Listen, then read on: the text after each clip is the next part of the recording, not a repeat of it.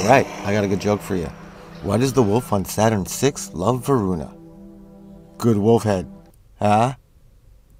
Okay, I guess it's not a good joke.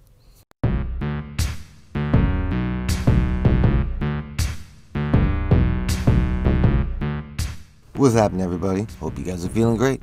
I'm Team Kills, and what I like to do is make gaming easier. What I usually don't like to do is new Warframe build videos, only because you guys get bombarded with so much of them that there's almost no point. But with some tweaking that I've been doing, I came across a couple things that are pretty awesome, and I haven't seen them yet, so I figure I might as well share. So here's my new Warframe build video. Now for the first build, it's a basic dual stat mod, which is basically awesome. I got a lot done with only one Umbra former. Now I made sure to use Arcane Fury because she's a melee heavy frame, including her abilities. It's just perfect for her to chop people to pieces.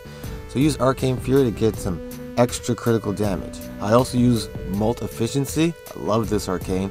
This one gives the extra boost of time, 36%, to your Warframe abilities. The extra time it gives really helps you to keep your timers going. I kind of get distracted with slaughtering people, but yeah, it really helps. Makes things easier, and that's what I do here.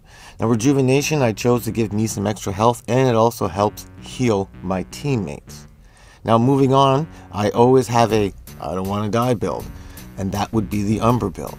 First, I use Arcane Eruption for some crowd control. Every time I pick up an energy ball, it knocks everybody down.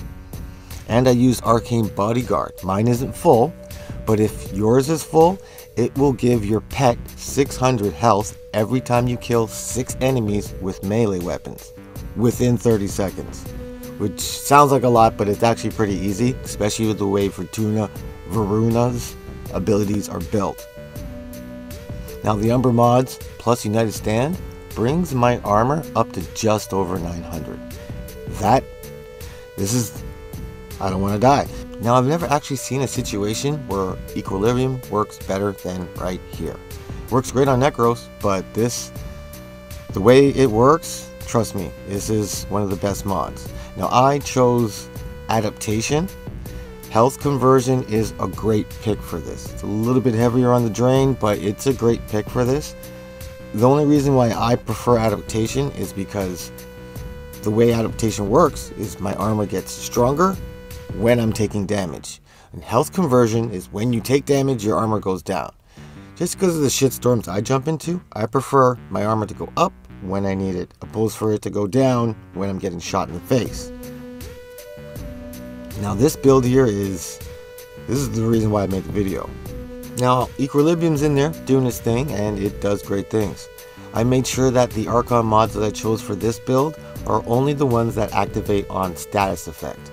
It's not like her third ability won't kill enemies, but what it does is it infects enemies with status, and then when you kill that enemy, it spreads out. So it doesn't actually kill enemies, it'll kill weak ones, but that's not what it's trying to do.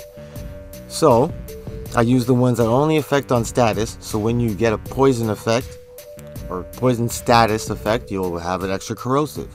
If it's a fire effect, that damage will be doubled. If it's electricity, it will start to give me energy.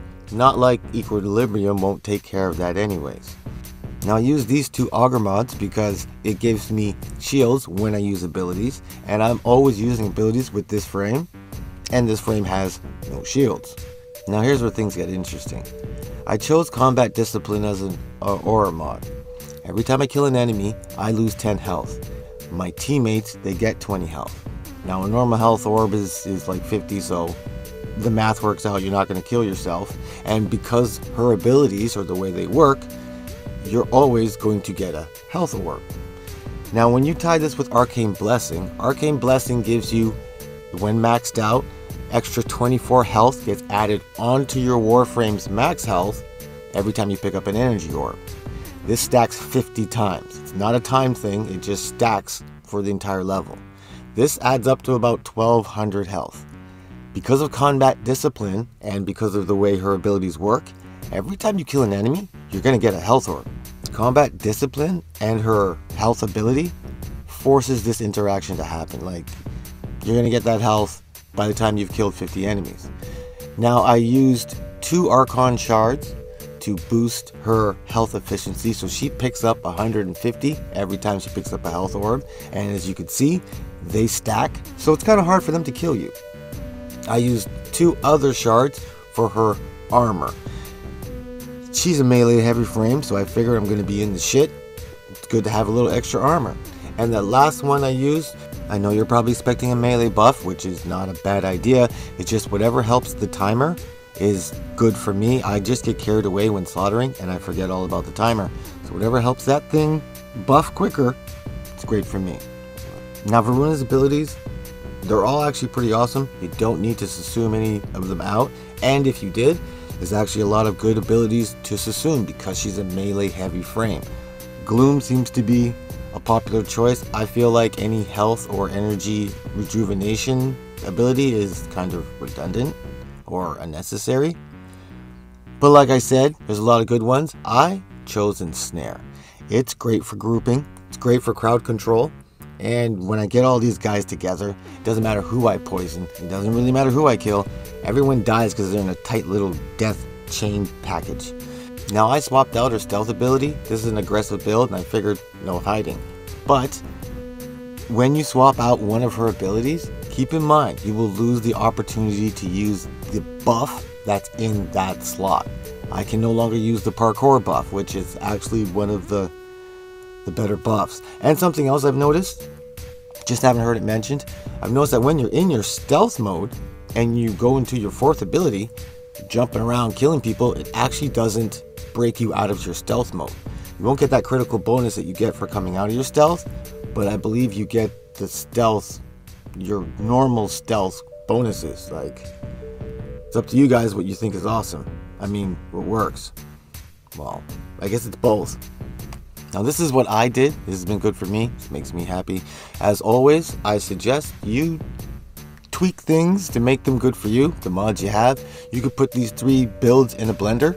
Because of the way it works, you only need 1 Umbra Forma to get the other 3 Umbras. I mean all 3 Umbras in there. So have fun with this. Turn this into what you want. And join the team of killers. Become a killer of teams. Let me know what you're thinking in the comments. It's one of the ways we can talk. Make sure you keep it easy in life. And remember, just keep gaming.